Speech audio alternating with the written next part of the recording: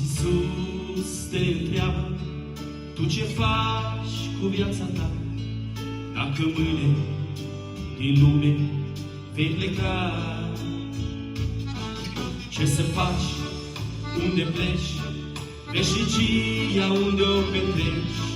Vino azi la Iisus. A purtat păcatul tău, a suferit atât de greu. Vino la Iisus. Mântuire îți va da, viața ta se va schimba. Vino la Iisus.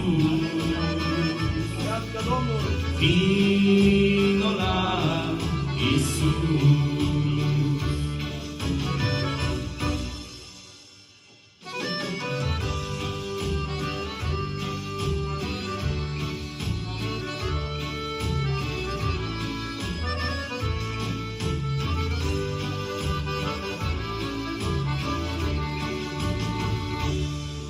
Te ești singur și străin, părăsit și alungat.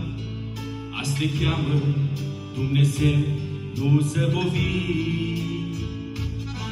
Astăzi încă mai e har, mâine nu știi dacă va fi. Vino azi la Iisus. A purtat păcatul tău, a suferit atât de greu. Vino la Iisus. Mântuire îți va da, viața ta se va schimba. Vino la Iisus. Vino la Iisus.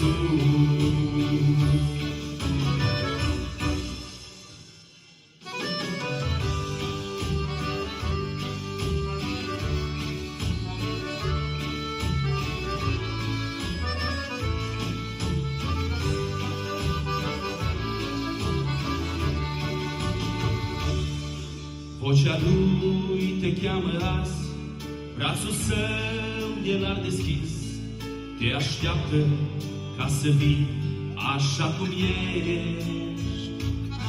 Păcatul tău va fi iertat, o viață nouă o să primești. Vino azi la Iisus.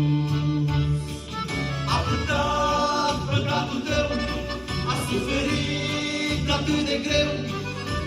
Vino la Iisus. Mântuire îți va da, viața ta se va schimba.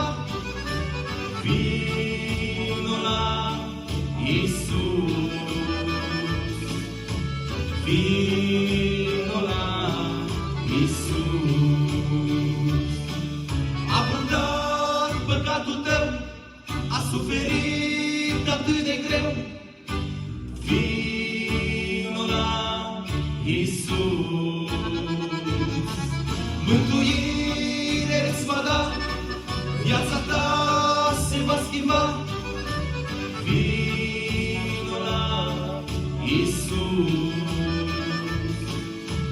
Vino la Iisus.